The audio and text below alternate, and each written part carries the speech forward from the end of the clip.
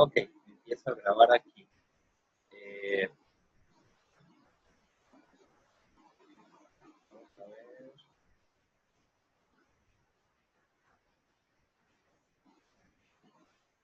Las disculpas, ahí se me explochó un poquito esta máquina.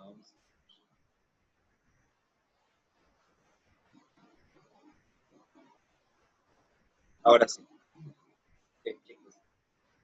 Eh, ok, vamos a ver aquí algunas consideraciones importantes y tiene relación también con la lectura que les envié sobre los inicios de luchas ambientales de relevancia para nuestro país. Igual la información que aquí les indico tiene como base o como referencia estos textos que los pueden consultar también, que es Evolución del Ambientalismo en Costa Rica y la trayectoria sociopolítica del movimiento ambientalista en Costa Rica.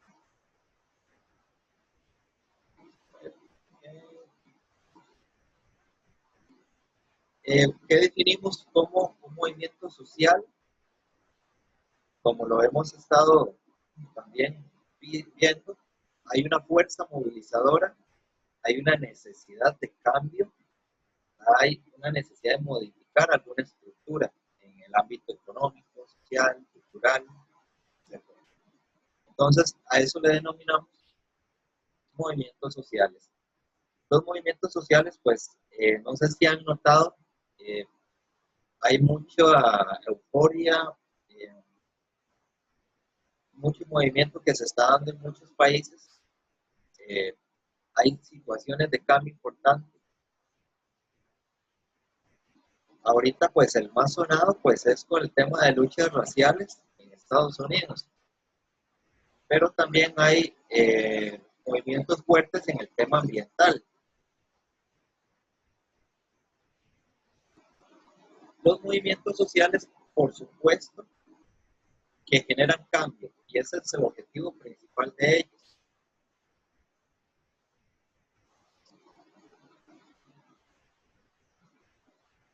En Costa Rica, pues no ha sido la excepción.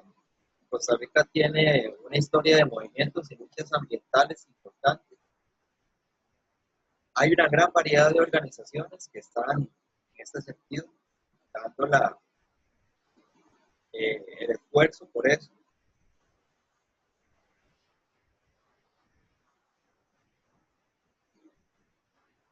Y en el tema propiamente de una organización ambiental o en luchas ambientales, nos podemos referir a lo que indica Mora Castellanos, como que son organizaciones ciudadanas no gubernamentales con un objetivo central.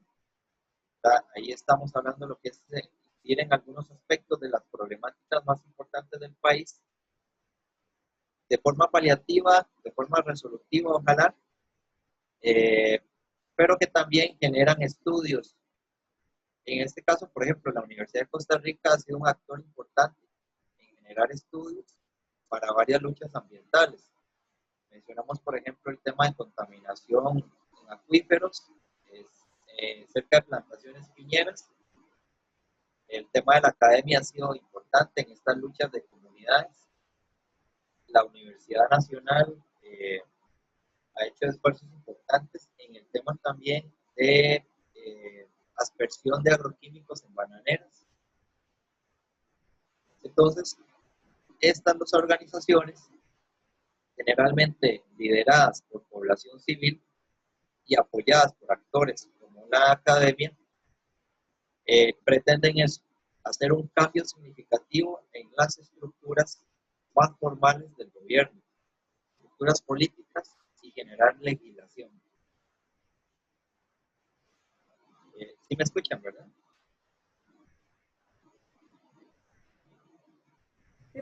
Sí, profe. Sí, profe, sí. Gracias. ¿Por qué la gente se moviliza en el tema de ambiente y salud? Son derechos fundamentales, está dentro de nuestra constitución política, el derecho a un ambiente sano y económicamente equilibrado, por supuesto. Y los recursos que genera el ambiente, pues son vitales para nuestro desarrollo. Y ahora más que nunca, la defensa de recursos a nivel local está más en pie. Ustedes han visto, o no sé si han eh, hecho alguna gira a Guasimal, o han escuchado sobre un proyecto de riego que hubo en Guasimal de Punta Arenas. Al final se echó para atrás por la presión del pueblo. Algunos grupos habían hecho algunas giras ahí. Esa fue una lucha interesante de un proyecto de riego que estaba eh, beneficiando a unos pocos finqueros, ¿verdad? Y quitándole caudal a un río de Guasimal. Al final se logró echar para atrás todo eso, y Senar también tuvo que rectificar ahí unas resoluciones que había emitido. Y ahora más que nunca, el tema sanitario está muy ligado al tema ambiental. Ustedes vieron los incendios, bueno, lo que está pasando en California, la magnitud de los incendios que están sucediendo. No sé si vieron la imagen, creo que ayer o antier, de el color de naranja de que se tiñó San Francisco. Sí. Sí, profe. Sí, profe. Algo increíble, bueno, parece apocalíptico es. Como esas situaciones, pues ahora van a venir a aumentar la incidencia de afectaciones respiratorias pulmonares en la población de esa zona y agravarlo mucho más por el tema COVID. Uno de los principales incendios se dio a raíz de una familia que creo estaba celebrando con pirotecnia. Él, creo que estaban, era el sexo del bebé, creo que era un baby shower. Entonces usaron pirotecnia y ahí inició uno de los incendios más grandes que hay ahorita. Pero la situación ahorita por calidad del aire es de suma preocupación para autoridades sanitarias. Entonces tiene que ver el tema de sobrecalentamiento, altas temperaturas, el tema de vientos, etcétera, y cómo ha afectado esta parte de San Francisco. Algo muy similar también hemos estado viendo varios meses en el Amazonas. Eso obliga a la gente a organizarse en estos movimientos. Se constituyen como un sujeto político ambiental porque estas presiones movilizan a la política a generar nuevos controles o nueva legislación. Y en los últimos 40 años, pues los movimientos ambientalistas y el colectivismo ambiental ha tenido un papel sumamente importante. Antes o hace muchos años, la gente se reunía más por temas de derechos humanos, derechos laborales. Ahora la lucha es sobre el capital social ambiental. El tema, por ejemplo, de acceso a agua está generando movimientos importantes. La región Chorotega ha tenido batallas importantes contra complejos turísticos, hoteleros, por el acceso al agua. Ahora con los objetivos de desarrollo sostenible, se está haciendo más evidente el impacto que tiene el cambio climático, especialmente en países subdesarrollados o en vías de desarrollo y en zonas pobres. Ustedes han visto, por ejemplo, la parte norte es la parte rica, la parte desarrollada, y la parte sur es la parte que genera recursos, pero es pobre. Estaba viendo hace unos días un documental de Ghana, el país de Ghana en África, la que es un país sumamente rico en petróleo, en minerales, en sal, pero es un país tremendamente pobre por una estructura política que pues, se debilitó o intencionalmente fue debilitada por las colonias. Y este tipo de países pues son solamente productores de insumos, de materias primas para países en desarrollo que están al norte, países europeos. Pero la gente está tratando de luchar por esos recursos que son locales. Entonces, en estos próximos años vamos a ver una lucha un poco más fuerte en el tema de ambiente.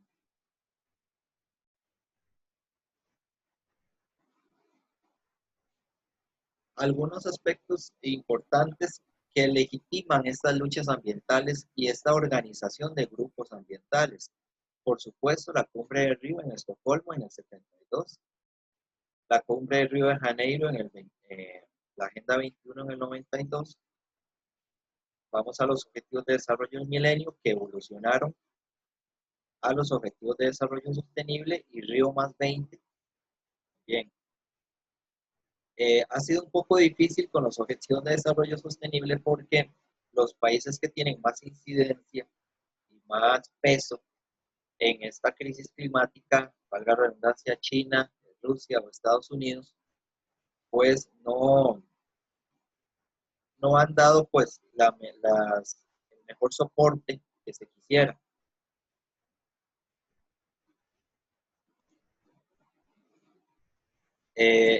Y se enfatiza ahora, más que nunca, nuestro futuro común. La OMS ha indicado que el cambio climático es una nueva e importante amenaza para la salud. Para eso no tenemos duda alguna y que modifica la manera en que debemos considerar la protección de las poblaciones vulnerables. Los refugiados y exiliados por temas ambientales va a ir creciendo conforme aumenten los eventos extremos, inundaciones, sequías, etc. Ya hay países en donde se han tenido que movilizar una gran cantidad de personas porque ya no hay acceso a agua o migran a lugares para buscar recursos. Pues ese va a ser un punto importante en estos próximos 10 años.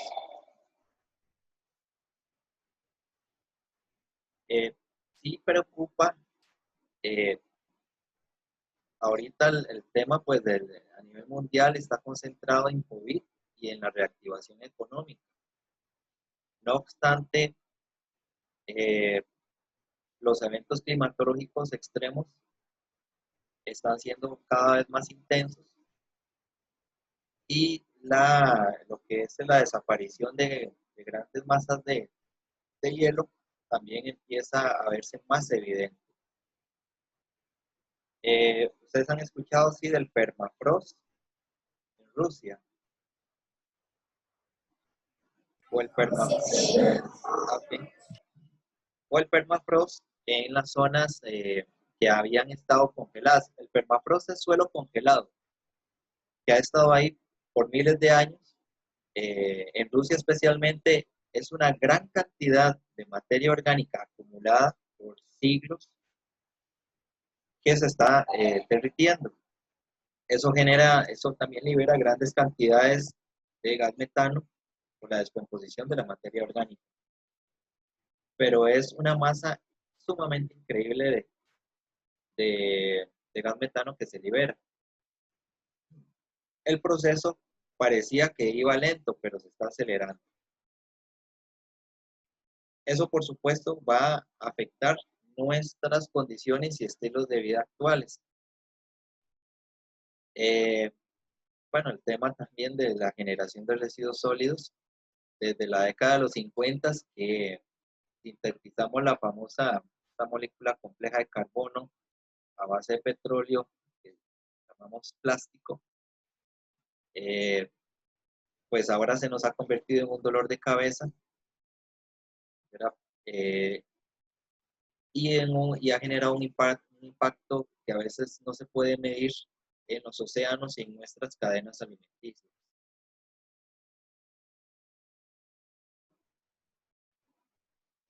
Igualmente, una de las bases que también justifican todos estos movimientos y luchas ambientales es el informe Brundtland en 1987, en donde se indica por primera vez el término de desarrollo sostenible.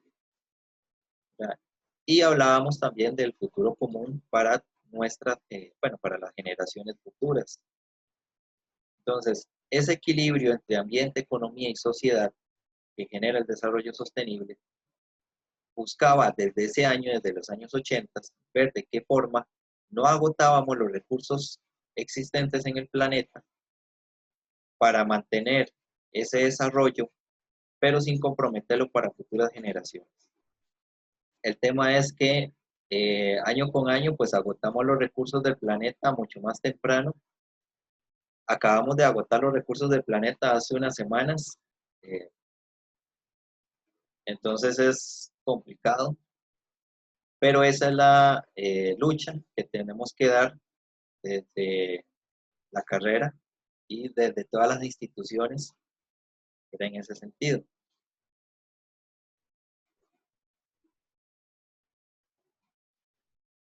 En este sentido, también estamos bajo una nueva institucionalidad, ¿verdad? Estamos bajo el tema de la ética de la sostenibilidad. O sea, las situaciones actuales nos obligan a ser sostenibles. Y por un tema también de economía y de recursos y acceso a materia prima, necesitamos ser sostenibles en ese sentido. Esto va más allá, por supuesto, de una legislación o una política pública. Esto tiene que ir enlazado con el tema de cultura, con el tema de actitudes individuales y colectivas. Y eso se logra, como les repito, a través de entidades, organizaciones y gente que lucha por estas nuevas formas de desarrollo. Necesitamos nuevos códigos de comportamiento coherente y eficaz, nuevas reglas asumidas libremente por las personas. En este sentido, nos organizamos voluntariamente. A nadie se le obliga, por ejemplo, a luchar contra los microplásticos o a luchar contra eh,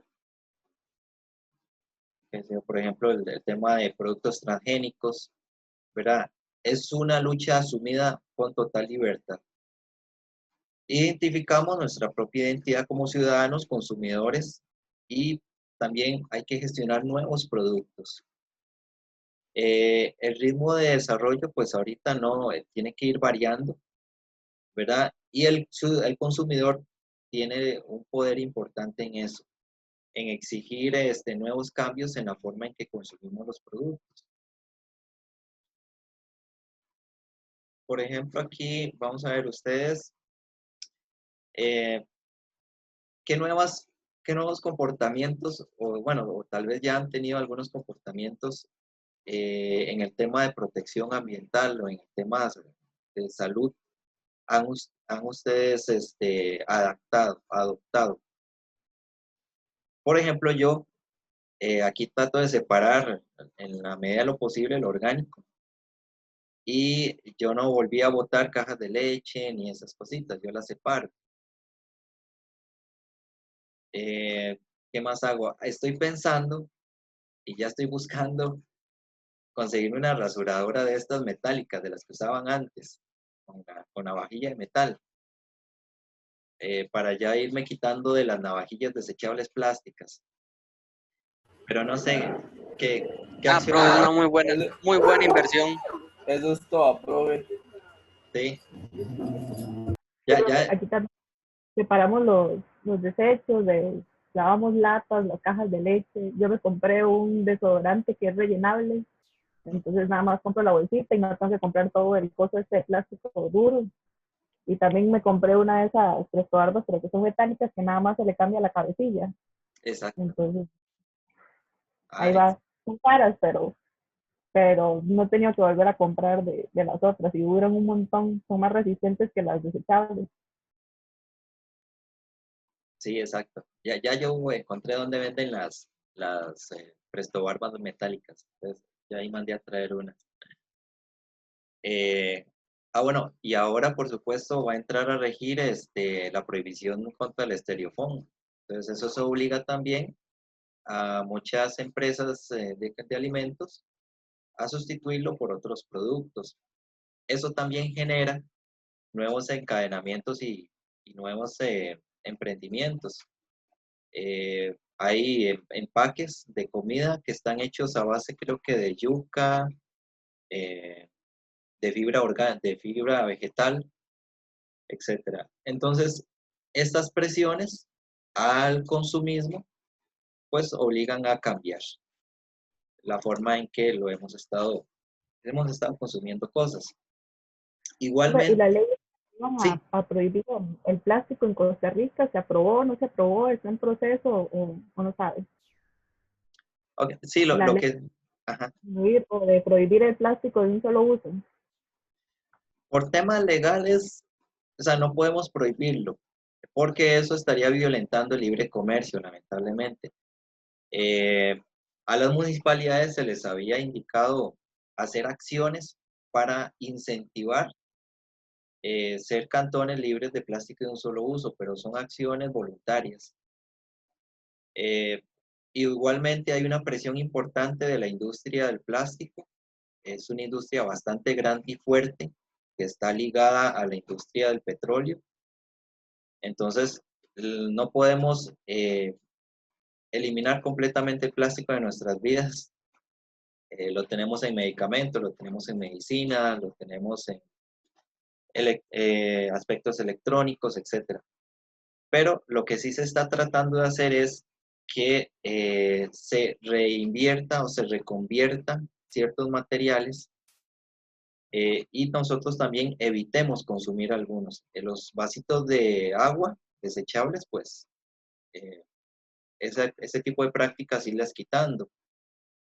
Recuperar la mayor cantidad de plástico para volverlo a meter en el ciclo. México tiene en PVC, no, vamos a ver, hay un tipo de plástico, ahorita recuerdo, vamos a ver, no sé si era es el polivinilo, ahorita me recuerdo. Hay estudios de ciclo de materiales que se deben hacer en el caso de plásticos. Costa Rica no lo tiene, porque eso obliga a que en el sistema o el modelo de diseño del producto, el producto no se diseñe solamente para un solo uso y se desecha, sino que se puede volver a captar el producto para hacer un producto secundario, por ejemplo. Eh, no recuerdo ahorita el tipo de plástico.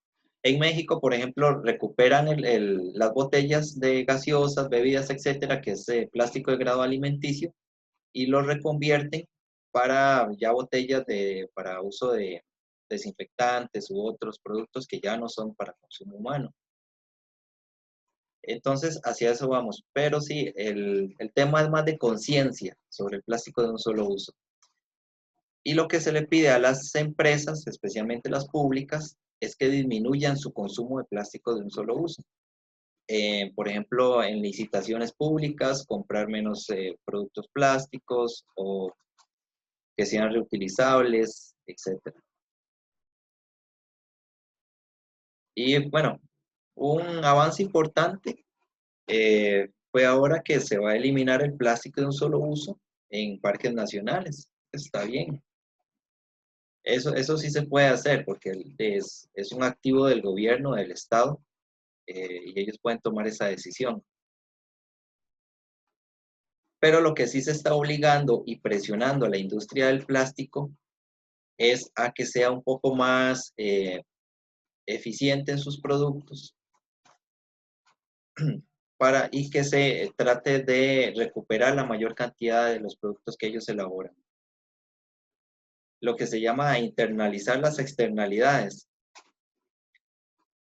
Las externalidades es, por ejemplo, Coca-Cola hace la botella, usted consume el producto, pero Coca-Cola no se hace responsable de esa botella, sino que se la delega al gobierno o a la municipalidad o a usted, en este caso, que lo que quiera hacer con esa botella. Internalizar esa externalidad es que Coca-Cola asuma el costo ambiental de esa botella, asuma el costo de la recolección y la reconversión otra vez. Eso es lo que se trata de hacer con responsabilidad compartida de las empresas. ¿Profe? Sí. Yo quería mencionar que, bueno, yo he escuchado que más bien el reutilizar o reconvertir, digamos, productos plásticos, más bien se vuelve un plástico más tóxico. Es caro y necesita mucha energía, por supuesto, y el plástico pues no se puede estar reutilizando constantemente, va perdiendo propiedades. Y por supuesto que sí, genera mucho compuesto tóxico. Por eso el tema del reciclaje pues es un poco controversial, pero sí, toda la razón. El problema es ese, que en el diseño de ese producto es un diseño en línea recta. O sea, usted lo elabora, se utiliza y se desecha. No hay un ciclo de materiales en ese sentido. Marlon. Profe, perdón, lo de las botellas retornables de Coca-Cola, eso es como internalizar las externalidades. Sí, bueno, no le cuesta, no le cuesta nada a Coca-Cola, ¿verdad? Es un plástico más duro, se puede volver a reutilizar. Creo que sí, digamos que sí, porque ahí hay un esfuerzo que hace la empresa por recuperar otra vez ese envase y hay que lavarlo, hay que desinfectarlo, etcétera. Entonces, ese costo lo está asumiendo la empresa, de una u otra forma. Exactamente. Y en bueno, volviendo tal vez al tema de cómo podemos ser un poco más sostenibles en nuestro modo de vida y nuestra forma de ser como sociedad, eso nos obliga a volver a nuestras raíces, ¿verdad? Antes, cuando no existía la bolsa plástica, pues lo que utilizaban eran bolsas de papel, ahora se está poniendo más de moda otra vez las bolsas de papel. Los cepillos de dientes, ahora, bueno, yo tengo uno de bambú, qué sé yo, el uso de pajillas que sean reutilizables. Algunas personas dicen que les da asco, pero hay pajillas de bambú, hay pajillas de acero inoxidable, etcétera, para ir eliminando también esas pajillas desechables. Volvemos otra vez a lo que es agricultura un poco más orgánica. Los productos orgánicos se están posicionando un poco más, aunque son un poquito más caros, pero la gente los busca más también. Entonces volvemos a ese ecologismo tradicional que tenían nuestros abuelos y nuestras culturas antes de la colonia, ¿verdad? Los sistemas de cultivo tratan también de ser sostenibles, los sistemas agroforestales, para desgastar lo menos posible los suelos. Y pues aquí podemos otra vez retomar las vivencias y el conocimiento de nuestros antepasados, que los habíamos olvidado y tienen un valor y tienen una explicación científica. Entonces es interesante, o sea, volvemos otra vez a analizar lo que ellos hacían y que tenía un sentido lógico. Ahorita, pues el nivel de ritmo de consumo y el capitalismo, pues el sentido es un poco más ilógico, ¿verdad? O sea, a veces no tiene nada de sentido, pero la situación actual, especialmente con la carencia de materia prima, nos obliga a esas nuevas formas de concebir los productos y nuestras acciones.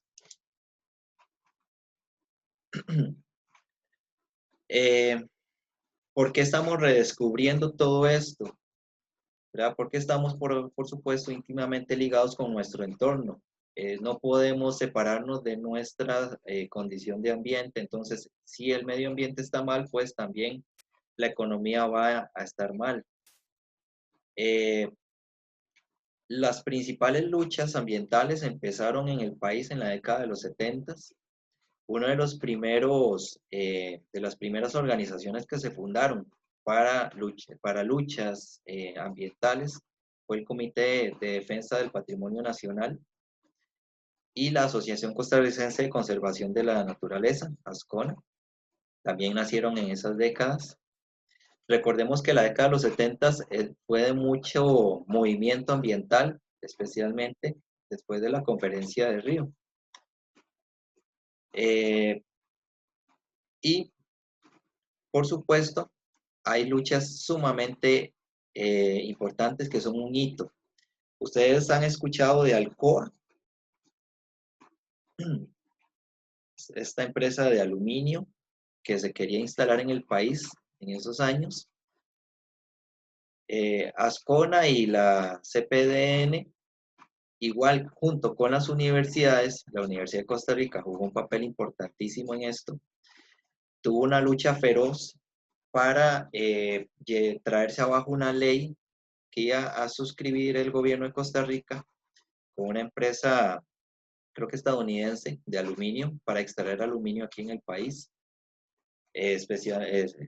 bueno, en concreto lo que era bauxita. Esa lucha fue sumamente famosa e importante, y ahí fue donde también nació el movimiento ambientalista con más fuerza, y jóvenes en ese momento de la Universidad de Costa Rica que empezaron a tener más protagonismo en los temas ambientales del país. Esta es una imagen importante. Se decía en ese momento, en esos años, que la empresa había pagado sobornos a los diputados para pasar esa ley.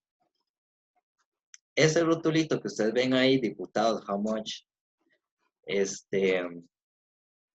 creo que me pareció verlo en la toma de la sede el año pasado, pero decía profesores, how much. Me pareció verlo. Profe, este movimiento no fue que fueron a la asamblea a pedrarla, a la asamblea legislativa. Sí, claro. Sí, eso fueron situaciones muy complicadas, por supuesto. Quema de llantas, motines. Bueno, fue sumamente agitado el asunto. Sí, muchos estudiantes de la universidad pues participaron en esas manifestaciones.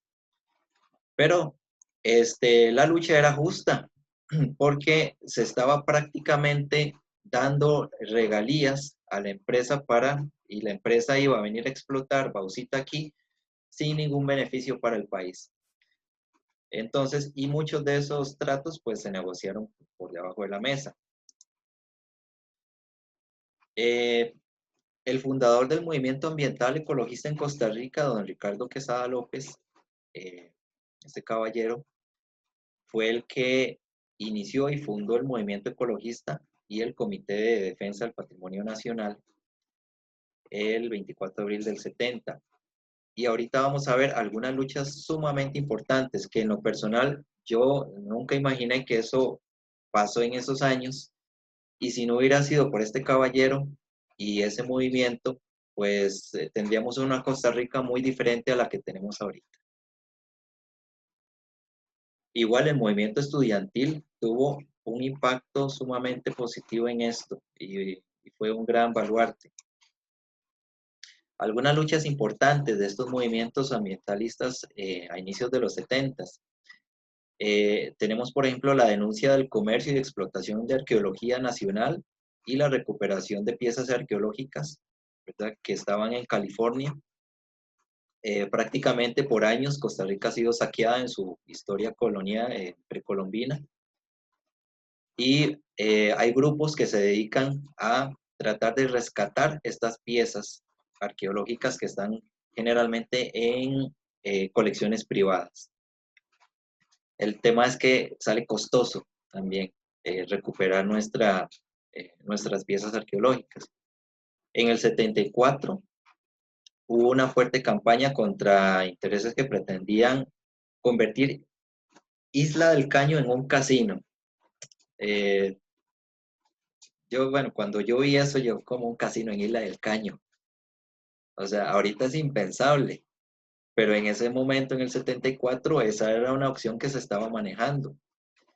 Y gracias a esas presiones se logró que Isla del Caño se declarara reserva biológica y que forma parte ahorita del área de conservación de OSA. Una de las zonas más ricas en biodiversidad del país y una también de biodiversidad del planeta. Entonces, imagínense, si no hubiera sido por esto, no tendríamos el área de conservación de OSA y hubieran ahí una serie de casinos. No sé, tal vez parecido a Las Vegas. Bueno, no tanto, pero la situación hubiera sido otra. Lo que tuviera fuera dinero. Sí, claro, o sea, recuerden que todas estas inversiones son inversiones privadas que mueven mucho capital. Vean lo que pasó en Cuba. Cuba era el lugar de recreo de la mafia en Estados Unidos y de los poderosos en Estados Unidos. Invirtieron millones en casinos, en hoteles en Cuba. Ese era su lugar de descanso personal. Y por supuesto muchas dádivas y dineros por debajo de la mesa al gobierno cubano, hasta que eso se terminó con Batista y con Fidel. Pero pues, precisamente en esos años, entonces pues a los países centroamericanos era muy fácil ofrecerles dádivas para que pasaran ciertos proyectos. Y como les repito, afortunadamente estos grupos organizados ambientalistas pues dieron una lucha importante. Hay otra situación también, la de Playa Tambor, con la muerte de 325 cetáceos a causa de una contaminación de un buque con amoníaco anhídrido en el Golfo de Nicoya. Eso también fue fuertemente denunciado, ¿verdad? Y también llevado a tribunales.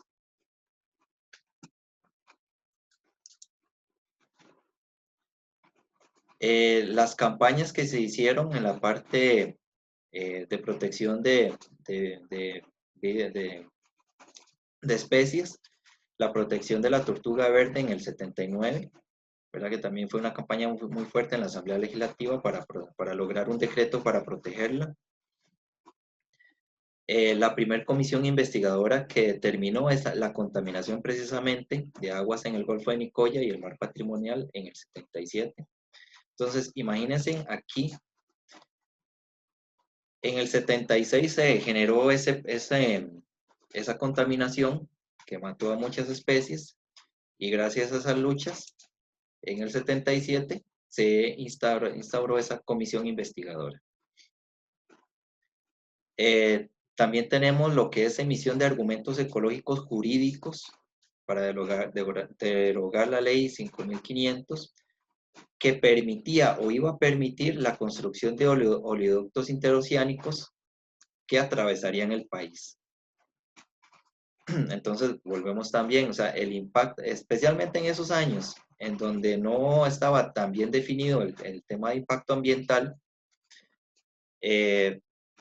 si se hubiera permitido esto, pues tendríamos una realidad nacional muy diferente. Tal vez no seríamos un país con una tradición ecologista como la tenemos ahorita, o con áreas de conservación bastante importantes. Y por supuesto, un hito importante, especialmente y fomentado por el tema de pago de servicios ambientales, ha sido la recuperación de nuestra cobertura boscosa. Vemos este mapa aquí y ahorita quiero también indicarles algo ahí porque a veces esto puede ser un poco engañoso. Vemos en la década de los 40, ¿verdad?, cómo la cobertura vegetal forestal cubría el 75% del país. Posterior a eso, ¿verdad?, con todo lo que era la campaña de colonización, la campaña de cultivo de tierras, etcétera, en donde el gobierno apostó fuertemente a que si usted limpiaba una zona y se hacía cargo para sembrarla, el gobierno se le otorgaba. Entonces, se expandió mucho el tema de la agricultura y ganadería y se hizo una tala importante de bosque, hasta llegar en la década de los 80, 1987, a un 21% apenas de la cobertura forestal. No obstante, con las luchas ambientales, con nuevas políticas que se gestaron en protección del ambiente, con el tema de pago por servicios ambientales, vemos que el país empezó a recuperar bosque secundario, y bosque en transición, parches de bosque, etc. Hasta lograr ahorita, bueno, el dato del 2010, un 52%, tal vez ahorita un poquito más. No obstante, quiero hacerles una consulta con esto. Vamos a ver.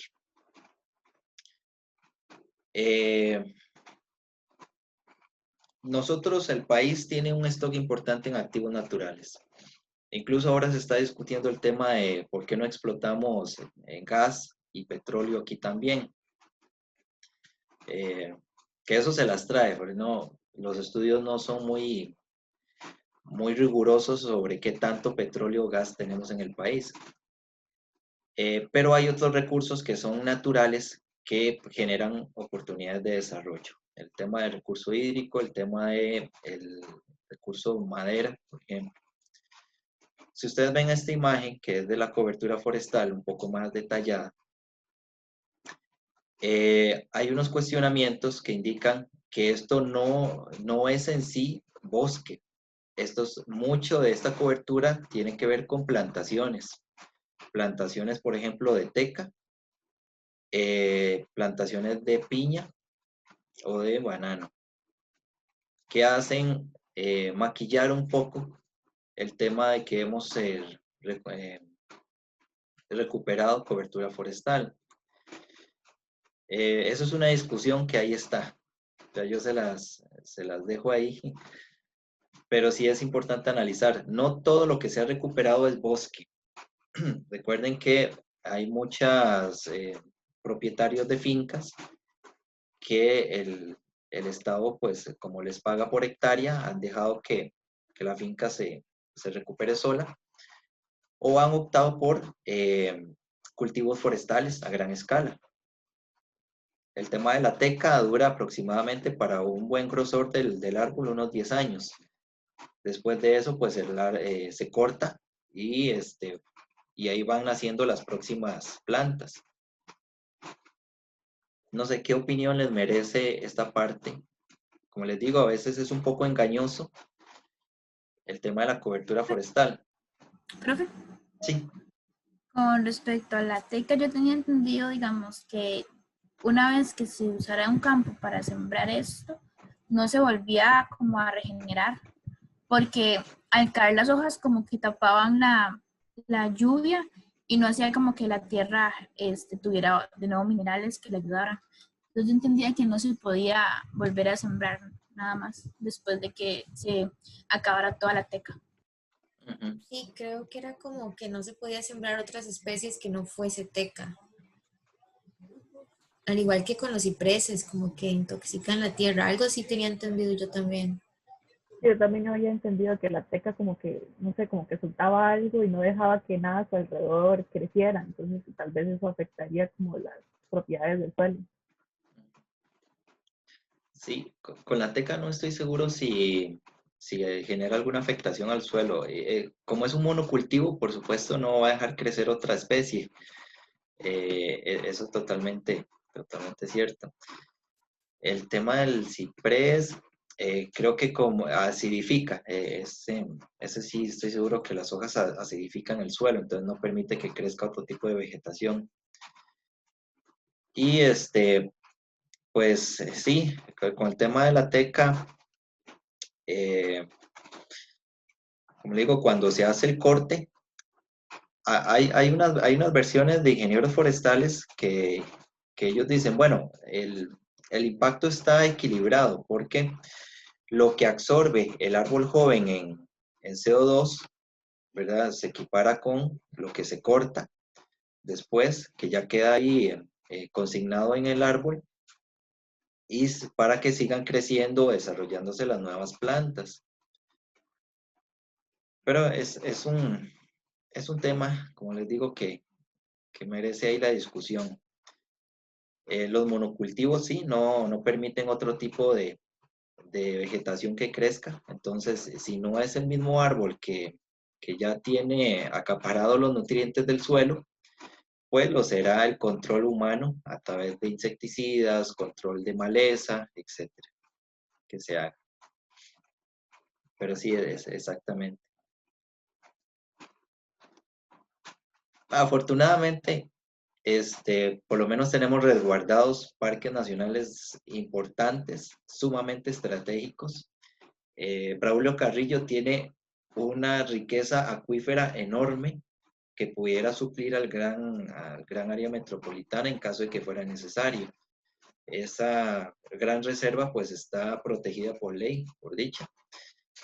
Si fuera necesario, habría que modificar la normativa, pero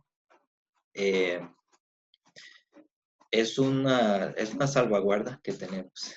Bueno, especialmente para el consumo de agua en gran área metropolitana. ¿Profe? Sí. Pero esa también no se podría modificar tipo con la que lo que quieren hacer con la minería. Que a pesar de ser inconstitucional, quieren cambiarlo. Sí, no, la minería no es que sea inconstitucional, es que hay un proyecto, perdón, hay una moratoria nacional, que esa moratoria tiene que renovarse cada cierto tiempo por cada gobierno. Lo que tal vez yo pienso que sí sería difícil es que se exploten recursos, como, bueno, el caso de agua, el caso de petróleo, gas, en parques nacionales. Eso está sumamente complicado, porque está muy bien blindado en el tema legal. En el tema de minería, ahí habría que aportar estudios serios de geología y ver las opciones que tienen las empresas con técnicas que no sean tan contaminantes o la tecnología que exista. Creo que se estaba tirando un referéndum para el tema de si se permitía o no explotación minera en el país. Pero ahorita lo que hay es una moratoria. Y la moratoria, contigo, si se la pueden tirar abajo en cualquier momento. Ok. ¿Profe? Sí. ¿Pero eso es para minería a cielo abierto o la subterránea? La moratoria está para cielo abierto, que es la que es un poco más invasiva y destructiva, y también ocupa grandes extensiones. La que sí ahorita está regulada un poco porque es artesanal, es la que se realiza en minas. Y ahorita, bueno, lo que pasó antier y ayer con el tema de los mineros de los coligalleros. Sí, exacto. Una forma, ellos son un poco más, se pueden regular un poco mejor y están asociados y están organizados. El tema es que ahorita con lo que el despelote que ha habido en Cruzitas, ya nadie controla el tema del precio del oro. Sí, está afectando eso porque, bueno, se supone que hay una banda ahí que lleva oro ilegal a los estados. Sí, y hay complicidad de funcionarios del gobierno. Eso es lo más preocupante. En ese tema, a veces yo pienso que hubiera sido mejor haber dejado que la empresa Infinito administrara ese proyecto bajo ciertas normativas o reglas concretas, o porque ahorita como se fue y se eliminó la minería a cielo abierto, pues nadie se hizo cargo de ese lugar. Entonces el impacto ha sido mucho más, mucho peor de lo que se pretendía hacer.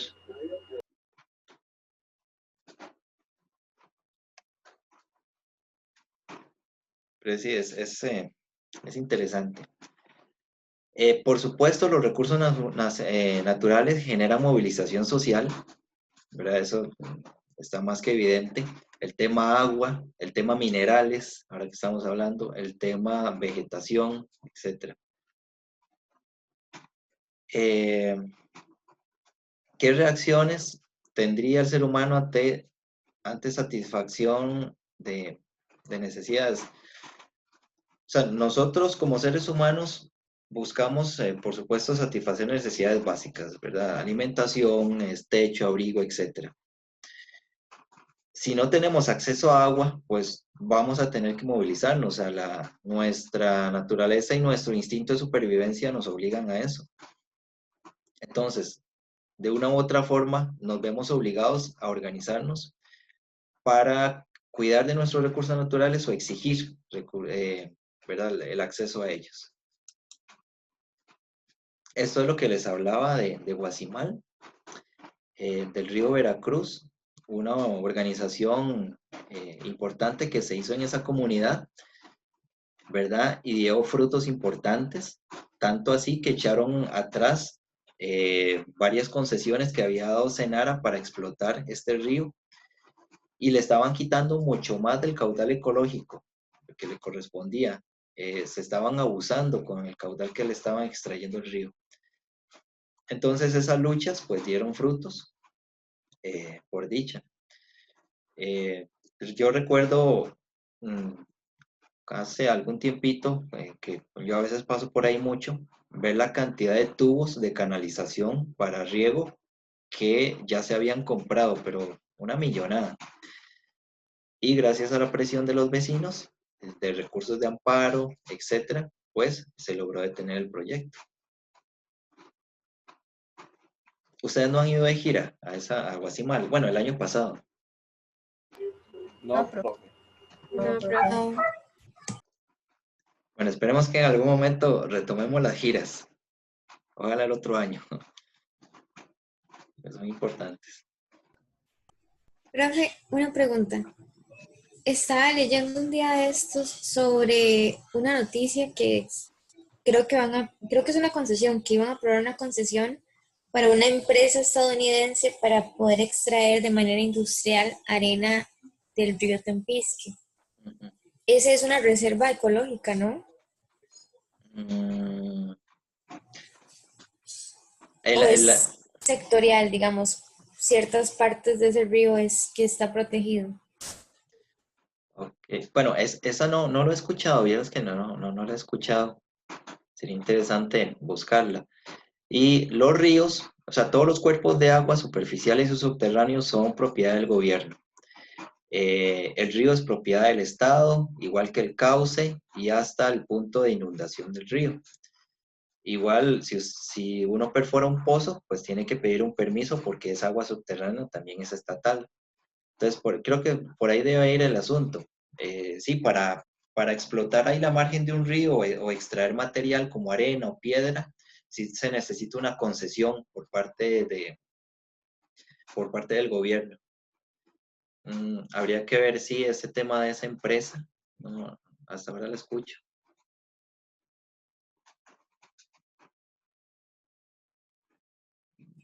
Gracias, profe. Con gusto. Sí, incluso, bueno, en las zonas costeras, recuerden también la zona marítimo terrestre y o sea, las playas son estatales. A veces a mí un día me sorprendió en el caso de Hacienda Pinilla, no sé si Hacienda Pinilla o algún otro hotel de esos grandes, a veces restringe el uso a la playa o toma una parte de la playa como si fueran ellos de ellos la propiedad. Y las playas son de nosotros, son de los costarricenses. O sea, ninguna empresa puede apoderarse de una playa jamás. Solo que algunos hoteles grandes pues tienen sus playas privadas. Pero si yo quisiera puedo meterme. Profe, Sí. bueno, yo conozco una playa que está como escondida, Playa Rosada, queda entre Garza y Guiones, que un señor compró todo lo que está al frente, que es como una montaña, y de ahí nadie conoce esa playa porque no deja entrar todo, lo tiene súper cerrado. Entonces sí se pierde eso. Ujú. Sí, es increíble. Pero, eso es inconstitucional, es ilegal. O sea, el Sí, señor no pero en puede. este caso es lo que iba a decir, o sea, no se puede hacer nada, porque yo también conozco ese caso, digamos, la playa, no, o sea, se puede entrar, obviamente, pero sí, el maestro simplemente cerró todo y no deja pasar a nadie. Sí, no, no, increíble. Profe, Ajá. un caso muy parecido es lo que pasa en Playa Cabuyal, ¿no? Que me parece que hay una empresa que es dueña de varias hectáreas, pero el papel que ellos tienen, digamos, que dice que ellos son dueños, es un papel viejísimo que fue otorgado por la corona española, que yo no entiendo cómo es posible que eso sea válido. Buena pregunta. Buena pregunta para legislación. Sí, yo no sé si esos contratos antiguos de colonización tendrán validez actualmente. Es una buena pregunta. Es como, no hace mucho hubo un caso de alguien que hizo un represamiento de un río y puso una bomba para extraer agua. Y varios vecinos se dieron cuenta porque les extrañó que el nivel del río bajó. Entonces, cuando vieron es que había una represa ahí artificial montada. Entonces, simplemente los vecinos fueron y quitaron eso y para darle libre escorrentía al río y listo, ¿verdad? Están en todo su derecho de hacerlo. Porque, como les digo, o sea, playas, lagunas naturales, eh, pozos, ríos, son propiedad estatal, son de todos nosotros. Pero sí, hay situaciones que a veces pasan en este país increíbles. Ok. Ese tema, pues, lo tenía para discusión hoy. Y, ok. ¿Dudas, consultas, comentarios?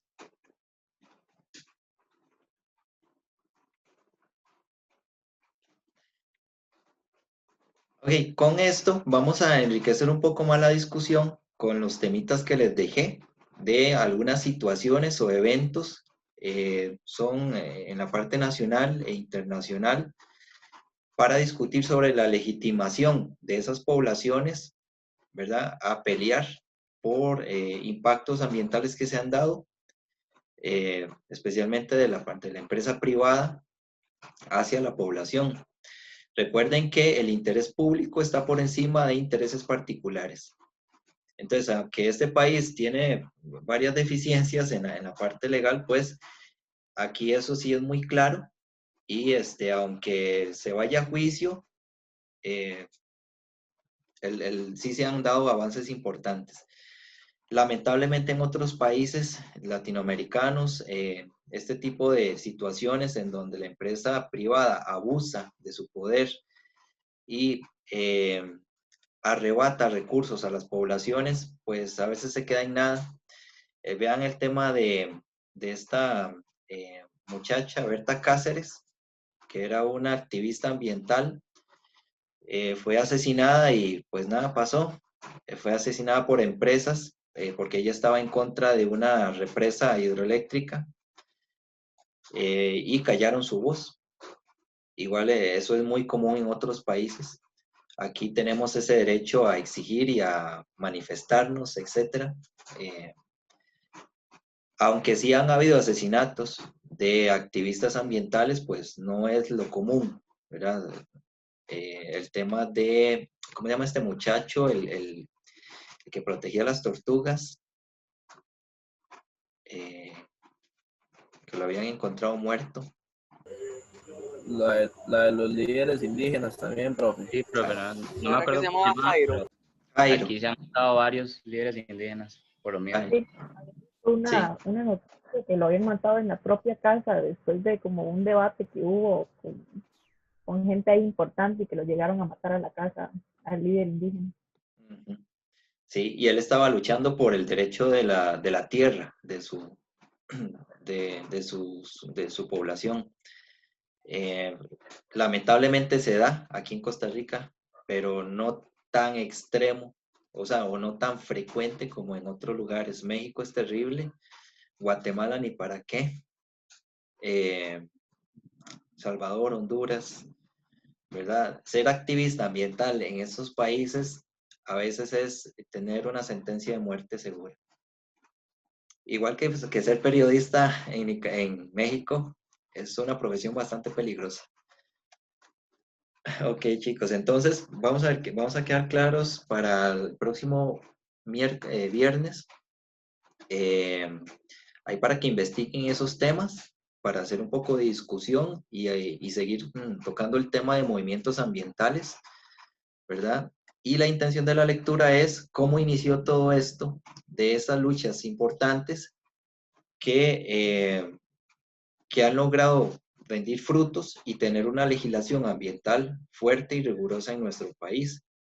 Lenta a veces, pero tenemos herramientas legales. Y nada más quiero ahorita robarles un poquito de tiempo para discutir un momento el tema del diagnóstico organizacional. Y por eso quiero presentarles estas diapositivas. A ver. Permítame. Por aquí está. Igual estas presentaciones yo las subo para que las tengan ahí de consulta. A ver.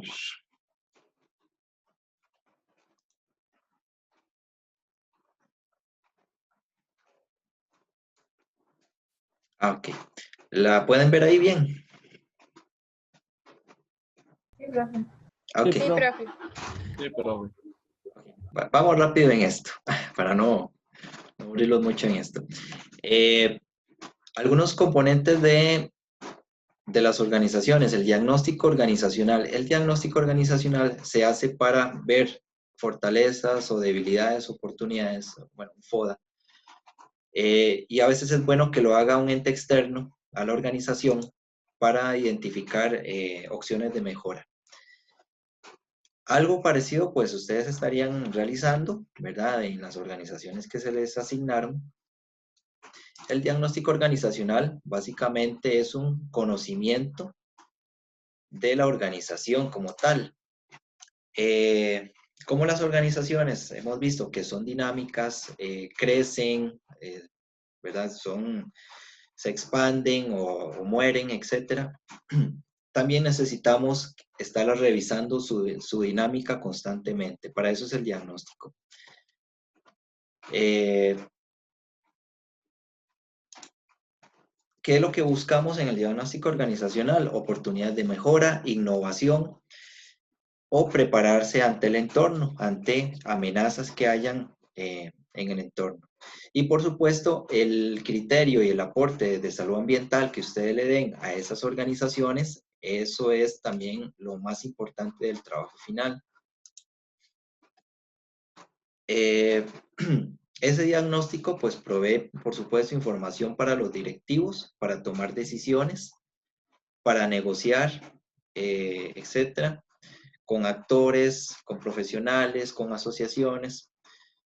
Pero entonces, esa información que nosotros recopilamos nos ayuda a tomar cierto tipo de decisiones. ¿Qué ustedes van a considerar en ese diagnóstico organizacional? Consideren el contexto político y económico del mercado o de la región, ¿verdad? Yo sé que ahorita ustedes no van a tener acceso a personas que le estén dando información de primera mano, ¿verdad? Pero nada más consideren estas preguntas a la hora de buscar esa información por otros medios. Por ejemplo, ¿cómo se provee o se proyecta la organización en 5 o 10 años? ¿Cuáles son los indicadores de crecimiento? ¿Cuál es la estabilidad que tiene esa organización? Por ejemplo, a los que les corresponde la Caja Costarricense del Seguro Social, ¿verdad? Ya tiene que haber información que prevea cómo va a estar el crecimiento de la caja en los próximos 5 o 10 años, cuál es la realidad económica o hacia dónde se proyecta la caja en el tema económico. ¿Qué condiciones hay legales y normativas para esas organizaciones? ¿Verdad? Por ejemplo, si Cargill ha estado creciendo mucho más en Centroamérica o en el mundo, o si hay algún aspecto legal en donde ellos los pueda frenar. Esa empresa tiene un montón de actividades, entonces hay mucha información sobre ellos. Si hay continuidad de la empresa,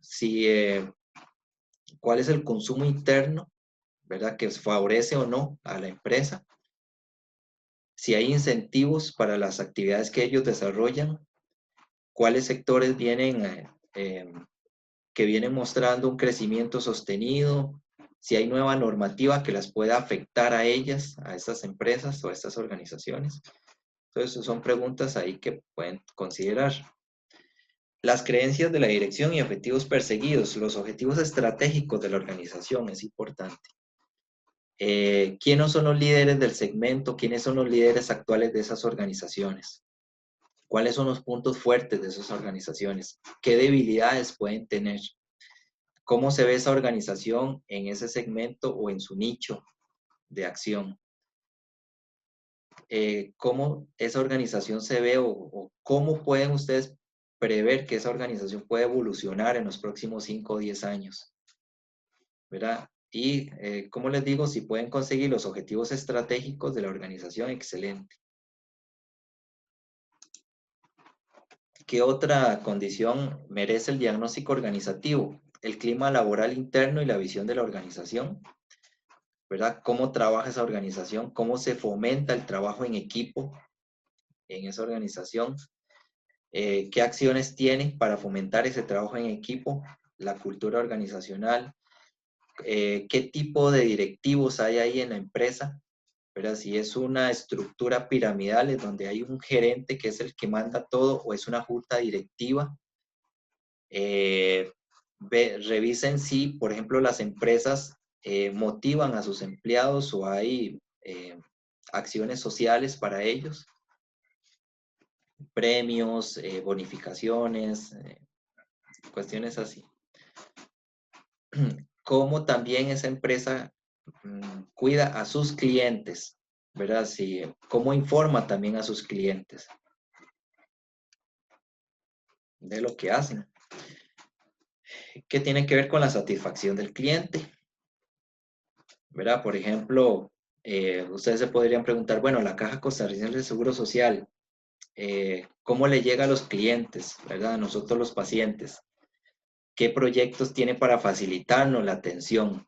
¿O cómo nos mantiene a nosotros informados de todo lo que está haciendo la Caja, por ejemplo? También sería importante lo que es algún pequeño análisis de debilidades y fortalezas competitivas de la organización. Hacer un FLOA, un FODA, o como gusta llamarle, ahí es que les cambian las letras a cada rato. Pero sí, lo que es debilidades, oportunidades, cómo se establecen los objetivos futuros. Bueno, información tan detallada, pues no creo si no se las da un funcionario, que la tengan a mano, pero hagan el esfuerzo, por ejemplo, de hacer ese FODA. La comunicación interna y externa, cómo se comunican esas organizaciones, medios de comunicación, televisión, radio, internet, tiene plataformas, tiene una página web, tiene una facilidad para consultas, etc. ¿Verdad? Los medios los medios que tienen para comunicarse con la gente, con la población o sus clientes. Nada más para que lo tomen en cuenta, las características de ese diagnóstico organizacional, ¿verdad? Puede ser desde una investigación experimental para analizar la organización ¿verdad? Cómo está evolucionando hasta una narración de lo que existe actualmente en la organización. Los objetivos, cómo se describen esos objetivos, las relaciones entre las variables de la organización y el medio. Obviamente el proceso sistémico, que tiene que ser participativo entre personal, gerentes, etcétera, dueños, administradores, empleados, ¿verdad? El diagnóstico debe ser participativo por las condiciones de COVID que tenemos ahorita, pues el tema de entrevistas y etcétera, pues no lo vamos a poder hacer. Pero eso es una característica importante del diagnóstico organizacional. Es un tú a tú, es una conversación con los colaboradores y con el personal administrativo para saber cómo se sienten ellos dentro de la organización. Por supuesto que es un proceso humano que se ve influenciado por variables subjetivas, como lo que es opiniones personales. Puede ser que el colaborador no se siente insatisfecho, pero hay 5 colaboradores que están satisfechos con la organización. Eso es subjetivo. Los valores, los prejuicios que hayan dentro de la organización. Por ejemplo, si es un ambiente muy tóxico, si se mueve mucho chisme, celo profesional, etc. Y en el diagnóstico hay 2 grandes áreas. Están las estructuras formales de la organización, procedimientos, lineamientos, y están las personas, que la persona es la parte más subjetiva, ¿verdad? ¿Cómo se identifica la persona con esa organización? Y los diagnósticos organizativos, como el que van a hacer, pues lo que buscan es eso, describir y establecer alguna relación entre esas variables de la organización y su interacción con el medio ambiente. Entonces, la interacción que ellos tengan ahorita, por ejemplo, viendo el tema COVID, ¿verdad? ¿Cómo ha afectado COVID a la caja? ¿Cómo ha afectado COVID a Cargill, por ejemplo? ¿Cuál es esa interacción? Entonces, es una descripción para ver esas relaciones. Y por supuesto, nosotros también hacemos codiagnóstico porque ellos aprenden de nosotros y nosotros aprendemos de ellos, ¿verdad? Cuando se hace un diagnóstico organizacional. Es un proceso participativo de doble vía. Algunos determinantes de este diagnóstico organizacional, pues el interés estratégico de la organización. La organización busca ser mejor, adaptarse a las nuevas condiciones del ambiente y a ser competitivo. Tiene que ver también con el marco teórico del investigador. El investigador tiene una percepción de la organización externa. Es subjetiva y es objetiva por eso, porque hay estructuras que podemos analizar de la organización, pero en la parte subjetiva, el comportamiento de las personas también no es predecible en muchas situaciones. Y en este sentido, ahí entra en juego lo que son los mitos, ritos, el poder, quién ostenta el poder en la organización, cuáles creencias hay, qué procedimientos son observables en la organización. ¿Verdad? Por ejemplo, vamos a ver, hablando de mitos, hay un mito que habla de que los funcionarios del sector público ganan un montón de plata. Eso es un mito, ¿verdad? ¿O es cierto? Confirmo que es un mito, profe. Mito. ¿Cuántos? Depende. Depende de la organización. Todo depende de cuántas deudas pueda tener alguien. Y el puesto también que se ejerce. Bueno, y de los años que tenga trabajando. Pero esas son cosas que pasan en las organizaciones. Por ejemplo, el clima organizacional, no sé si han escuchado de Google, trabajar en Google, pues se escucha que es bastante interesante. bastante dinámico el asunto, pero el nivel de exigencia para trabajar en una empresa así, que no tiene horarios, que no tiene una regla para vestir, usted hace lo que quiera en ese tipo de empresas, pero lo miden por resultados. Entonces, esas son algunas consideraciones en el diagnóstico organizacional que nos vamos a topar. Y aquí les dejo esta tabla, las áreas del diagnóstico organizativo, ¿verdad? Las estructuras y procesos técnicos, en este caso el medio, lo que son procesos productivos, el medio externo, mercados, la fluctuación, las tecnologías existentes, el mercado regulatorio en la parte externa. Y están en esa parte más formal que son estructuras. Y está esta parte más informal o más difícil de medir, que es las personas y los procesos humanos, en donde entran a jugar el desempeño, la remuneración, estoy contento, me pagan bien, me pagan mal, no me felicitan por nada, me tienen como un esclavo, la motivación, qué sé yo, ¿verdad? Aquí, que sé, en esta oficina hay solo mujeres y entonces viven en un puro, porque ha pasado, celo profesional o quién viste mejor, etc. Son cosas que pasan en las organizaciones. Y en la parte externa, ¿verdad? ¿Cómo se relaciona públicamente esa organización? Las relaciones públicas con los consumidores, proveedores, con la competencia. Entonces son dos grandes áreas, la estructura y las relaciones humanas.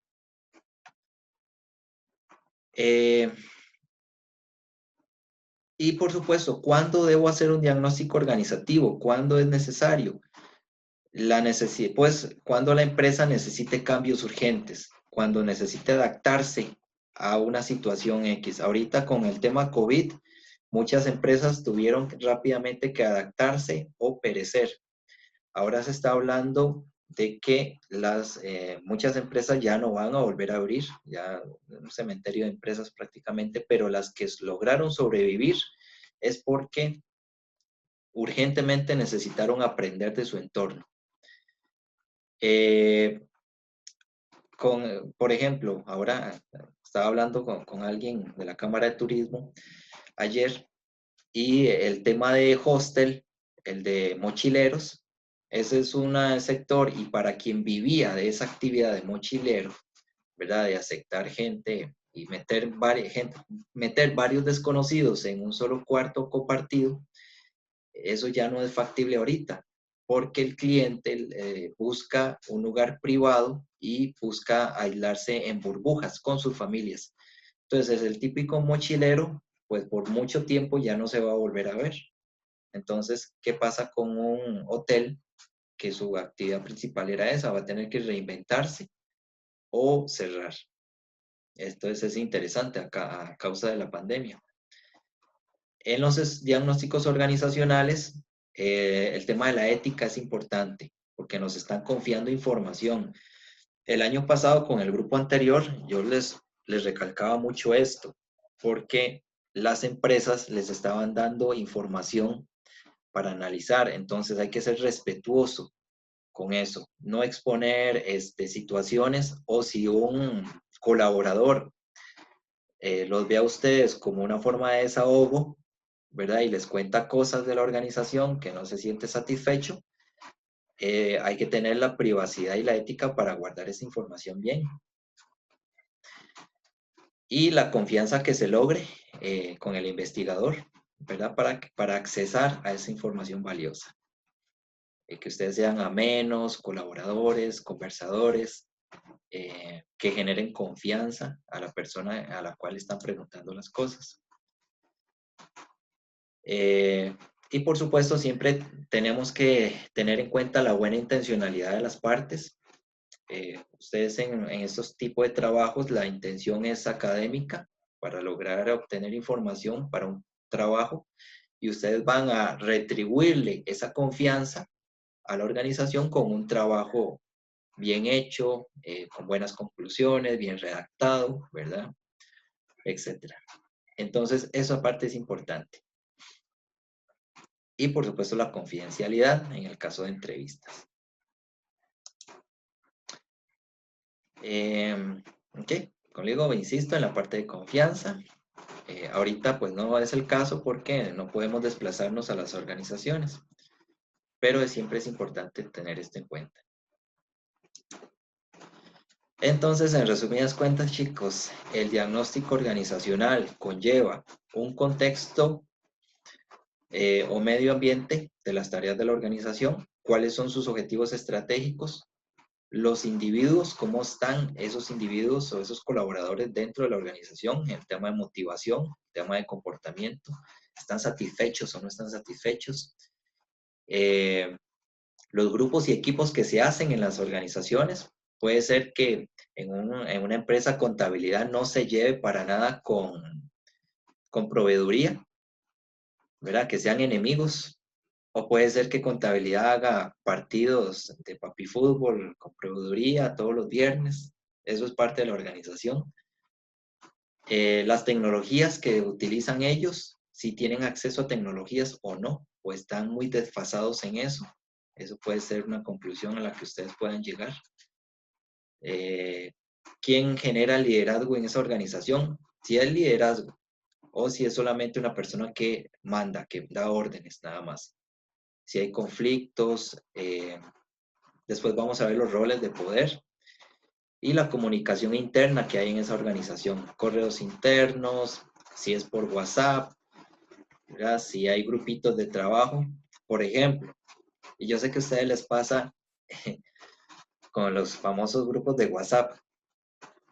En el trabajo, del Ministerio de Trabajo, hay grupos de WhatsApp. Entonces hay un grupo más formalito que es para temas laborales, donde está la jefa o está el jefe. Pero hay otro grupito más informal de WhatsApp donde estamos todos los compañeros y entonces ahí es todos los días tirando memes, críticas de la jefa y no sé qué. Pero eso, Los de stickers, profe, que usted manda. esos stickers los saco de ahí, de esos grupos informales. De ahí los saco. Igual con las clases, profe. Tenemos un grupo con usted y otro por ahí. Por supuesto, yo sé que ustedes en el grupo donde estoy yo no van a compartir ciertas cosas. Pero eso es parte de la dinámica. Si usted nos da permiso, yo creo que sí. No sé qué tan traumático sea lo que ustedes comparten. Qué tan pesado, pero bueno. No, profe, todo es sano, todo es sano. Ok.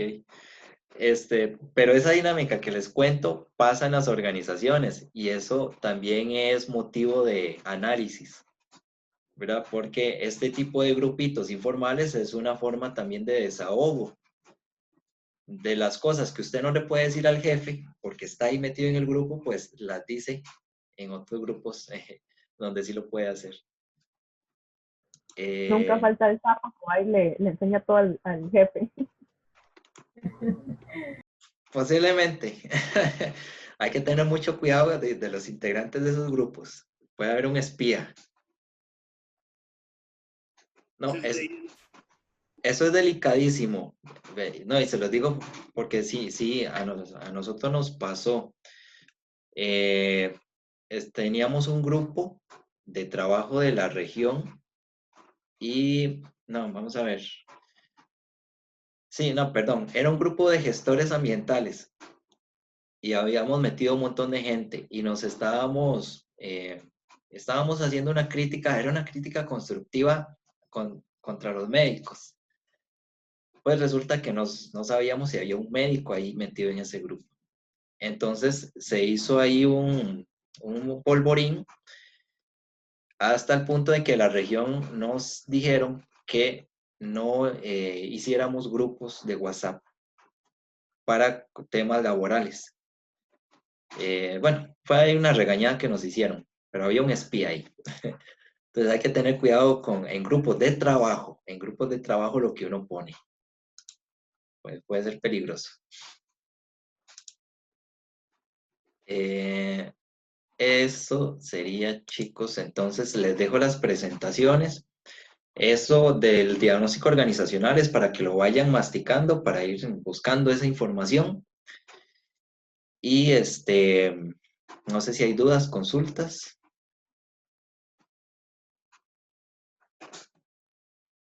Vamos a ver.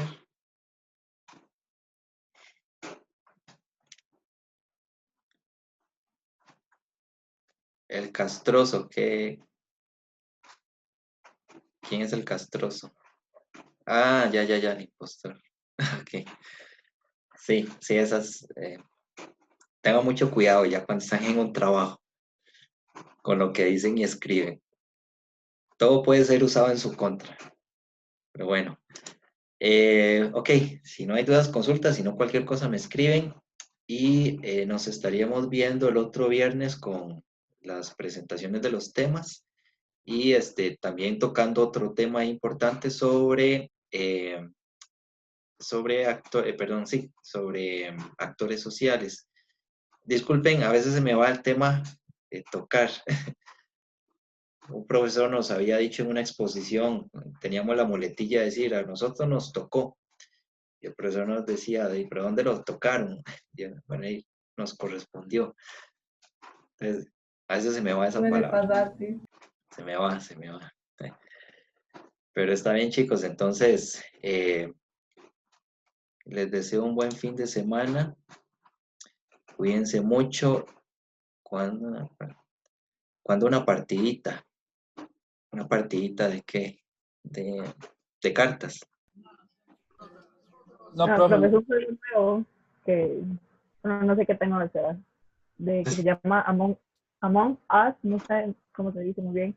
Entonces trata de que hay un impostor y entre todos hay que saber quién es. Entonces esa es la gracia. Ah, ok. Ya entendí. Bueno, ahí le hacemos una partidita, entonces. Ok.